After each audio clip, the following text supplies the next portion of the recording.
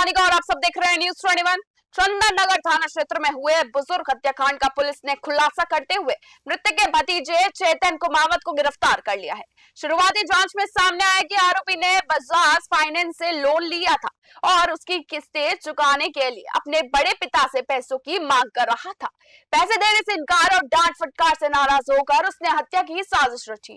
Police के अनुसार आरोपी ने देर रात करीब 2:30 से 3 बजे के बीच सो रहे बड़े पिता पर चाकू से हमला कर उनकी हत्या कर दी। जांच में यह भी स्पष्ट हुआ कि वारदात के पीछे प्रॉपर्टी विवाद नहीं बल्कि पैसों का विवाद मुख्य कारण था। आरोपी को अलमारी से केवल 1500 रुपए मिले, जबकि उससे 15 से 20,000 रुपए मिलने की उम्मीद। पूछताछ में उसने बताया कि शादी में जाने के लिए कपड़े खरीदने हेतु लिया गया लोन वह चुका नहीं पा रहा था। पुलिस ने हत्या में प्रयुक्त चाकू बरामद कर आरोपी को गिरफ्तार कर लिया है। इंदौर से देखिए स्पेशल रिपोर्ट। थाना चंदन नगर की घटना है। कल 19 तारीख को सुबह ये सूचना हॉस्पिटल से आई थी कि एक व्यक्ति मृत मिला है और वो चोटें हैं चाकू की। जब ये पता किया गया तो उसकी हत्या की गई थी, हत्या का प्रकरण था। इसके बारे में विस्तृत पूछताछ और विवेचना के दौरान ये पता लगा तिलक कारोले थाना चंदन नगर थाना प्रभारी के द्वारा इसमें विवेचना प्रारंभ की गई।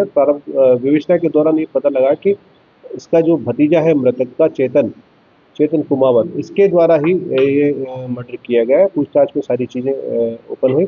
ये जानकारी मिली पूछताछ पे कि ये जो आरोपी है इसके द्वारा 2-3 महीने पहले कुछ लोन लिया गया था बजाज फाइनेंस से और उसके लिए ये पैसे मांग रहा था अपने बड़े पापा से और उसने पैसे देने से इनकार कर दिया। इसके पहले वो पैसे देता रहा है इसको, लेकिन इस बार पैसे देने से इनकार किया और इसकी मां के साथ भी, आरोपी की मां के साथ भी मृतक के द्वारा बीच बीच में डांट डपट की जाती रही है। पहले पूर्व में डांट डपट की जाती रही तो उससे पहले से रुष्ट था।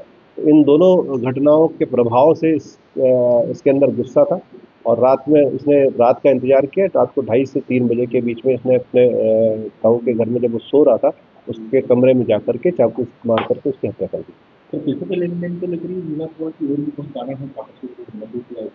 प्रॉपर्टी से रिलेटेड इसमें कोई कारण नहीं है। इन लोगों का पहले सम्मिलित रूप से ये रहते थे और एक ही किचन था इनका जिसमें खाना बनता था, लेकिन अभी 3-4 महीने पहले ये अलग अलग हो गए। उसका खाना अलग बनता था, इनका खाना अलग बनता था, लेकिन ऐसी कोई प्रॉपर्टी नहीं है जिसका बंटवारा हुआ।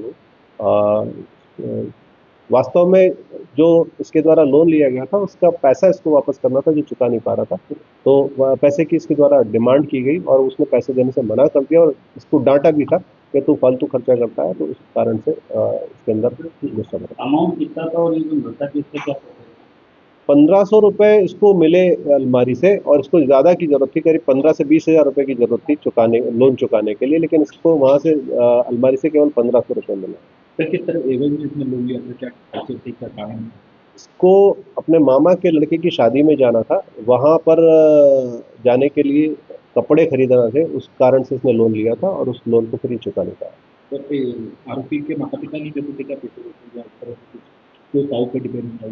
ये आरोपी के भाई आलू चिप्स बनाने का काम करते हैं और करीब साल भर पहले ये नशा करता था, तो इसका नशा छुड़वाने के लिए घर वालों ने इसको घर में ही बंद कर दिया था, इधर उधर आने जाने नहीं देते थे। 3-4 महीने पहले तक तो ये कुछ कमाता नहीं था।